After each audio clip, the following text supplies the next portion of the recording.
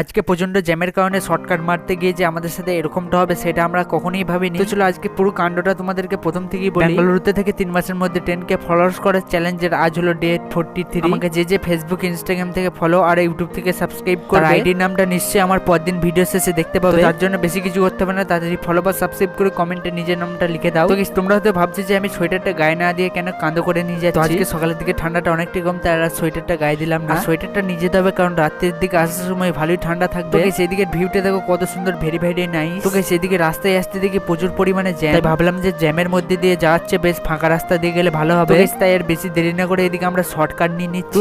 কিছুটা যাওয়ার পর মেন রাস্তার রং সাইডে আমাদেরকে যেতে হতো। আজকে এদিকে পুলিশ নাই বলে আমরা যেতে পারলাম না, হলে পুলিশ থাকলে যেতে পারতাম। তো গাইস কিছুক্ষণ ধরে ফাঁকা রাস্তা দিয়ে বেশ ভালোই যাচ্ছিলাম। তো কিছুটা রাস্তা আসার পর যে আমাদের সাথে এরকমটা হবে সেটা আমরা কখনোই ভাবিনি। রাস্তায় প্রচুর পরিমাণে জ্যামের থাকার কারণে আমরা শর্টকাট নিলাম, কিন্তু আমরা ঘুরে ফিরে সেই জ্যামের মধ্যেই পড়ে গেলাম। তো গাইস কথাই আছে না, যেখানেই বাঘের ভয় সেখানেই সন্ধ্যা হয়। আজকে আমাদের সাথে সেটাই হলো।